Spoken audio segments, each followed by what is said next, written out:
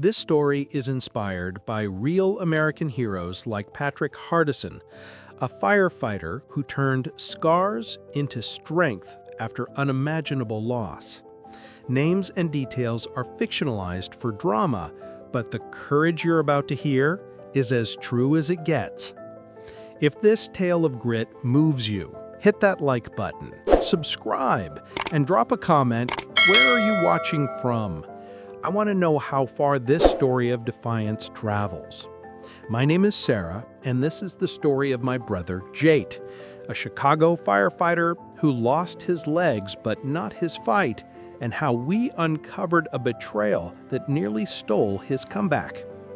It was a freezing November night in 2015 when everything changed. My brother Jake, a 29-year-old firefighter with a fearless grin and shoulders broad enough to carry the world, raced into a burning warehouse in Chicago's West Side. The air was thick with smoke and diesel, the kind of chaos Jake lived for. He was my hero, always the first through the flames, the one who'd carry kids out of danger with a wink. But that night, a steel beam collapsed, pinning him to the ground, crushing his spine. I sat by his hospital bed, the sterile smell of antiseptic burning my nose, holding his hand as the doctor's words hit like a sledgehammer. Jake will never walk again. Paralyzed from the waist down, I promised him we'd fight this together, but what chilled me to the bone came later, when his own crew, the people he called family, doubted he'd ever save a life again. Jake swore he'd return to the firehouse, wheelchair or not, but when his captain spread lies to keep him out, I discovered a betrayal that tested everything we believed in. This is how Jake's faith and hard work proved them all wrong, and how a sister's love helped him rise from the ashes. Jake turned his cramped apartment into a training ground. The air smelled of sweat and determination as he worked with adaptive gear, hand-cranked bikes, pulley systems, anything to rebuild his strength. I'd watch him grunt through reps, his face red, veins bulging, refusing to quit. "I'm still a firefighter, Sarah," he'd tell me, his voice steady as steel. I believed him. He wasn't just fighting for himself. He was fighting for every kid he'd carried out of a fire, every life he'd sworn to protect. But not everyone at Station 19 felt the same way. I helped Jake research his rights. The Americans with Disabilities Act could protect him, maybe let him return as a fire safety instructor. We found resources, rehab programs, adaptive equipment. But the real battle wasn't in the gym. It was in the firehouse. Over 60,000 U.S. firefighters are injured annually, according to the NFPA, and the ADA ensures workplace accommodations for disabilities, but knowing that didn't prepare us for what next. At Station 19, Jake's old crew welcomed him with smiles, slaps on the back, and stories of old calls, but Captain Daniels was different. His cold stare cut through the warmth, his lips tight as he muttered, "A wheelchair doesn't belong here." I brushed it off at first, grumpy boss, nothing new. But Jake pushed forward, training to teach fire safety drills from his chair. The younger firefighters loved him, hanging on every one of his words about escape routes and smoke alarms. I'd beam with pride watching him sketch diagrams, his hands steady despite the pain. But Daniels wasn't having it. One day, I overheard him in the break room, the coffee machine hissing as he spoke on the phone. "Jake's unfit. I'll make sure he fails the recert test." My heart sank. Why would his own captain sabotage him? If you've ever faced workplace betrayal, comment below. What happened to you? I had to know more.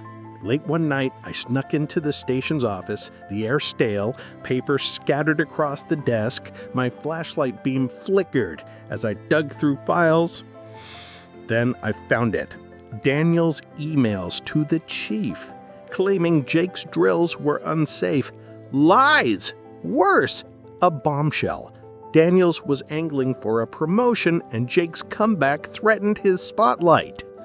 I snapped photos, my hands shaking, the click of my phone echoing in the quiet. I knew Jake needed to know, but I feared it'd break him. I showed him the emails at his apartment, the glow of his fire helmet on the shelf.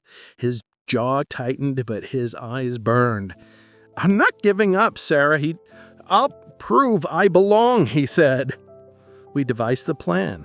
Jake would ace the department's emergency drill test, a simulated rescue, but Daniels would be watching, ready to pounce. Jake trained harder than ever. He used a standing wheelchair for mobility, practiced hauling gear with one arm, the Chicago skyline glinting through his window. I'd cheer, "You got this!" But inside I worried. Daniels was planning something. The test was in a week, a mock rescue of a child from a burning building timed under 5 minutes. If he failed, he'd be out for good. Adaptive equipment like standing wheelchairs can aid in mobility. Contact the VA or local rehab centers for options, but no gear could prepare us for betrayal. The drill day was chaos, smoke machines whirring, firefighters shouting, the scent of fake ash in the air. Jake rolled in, his wheelchair gleaming under the Chicago sun. The task, navigate a mock blaze, find a dummy child, and get out. Daniels smirked from the sidelines, arms crossed. I noticed him nod to a crew member who slipped away. My stomach dropped. Jake moved fast, his wheelchair's levers like extensions of his will. He found the dummy, strapped it to his rig, but then his wheelchair jammed. A gear was loose, tampered with. I saw Daniel's grin widen. I wanted to scream, but Jake didn't flinch. He dragged himself in the dummy with his arms, crawling through fake flames, sweat dripping, his breath ragged. The crowd gasped. 4 minutes and 50 seconds, he crossed the finish line, panting, triumphant. Would you keep fighting in Jake's shoes? Share your story below and hit subscribe. The chief was stunned, his clipboard frozen midair. I ran to the crew member who'd nodded to Daniels, and my voice low but fierce. "What did he make you do?"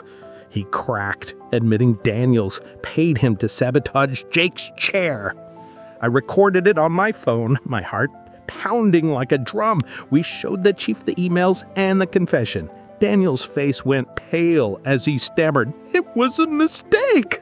No one bought it." Daniels was demoted, sent to desk duty, his badge tarnished. Jake was reinstated as a safety instructor, his own badge shining again. The crew threw him a party, pizza, laughter, the clink of soda cans filling the firehouse. Jake leaned over, his voice soft. "Thanks, sis. You believed in me when I doubted myself." I hugged him, tears falling, the weight of months lifting. He was back where he belonged, teaching recruits under Chicago's smoky skies. Report workplace discrimination to the EEOC at eeoc.gov. Over 20% of U.S. workers face disability bias, and knowing your rights matters. Jake's comeback taught me something profound.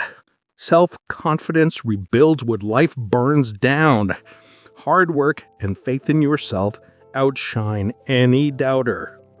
Daniel's greed cost him his rank, but Jake's grit won him his purpose. I turned his story into a scholarship fund for disabled first responders because one hero spark lights the way for others.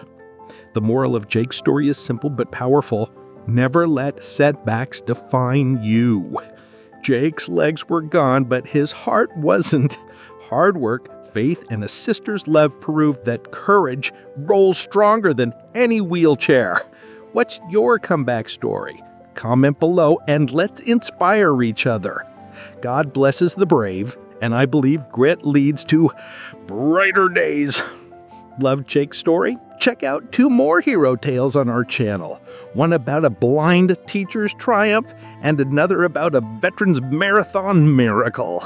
Subscribe, hit the bell, and let's keep the fire of courage burning.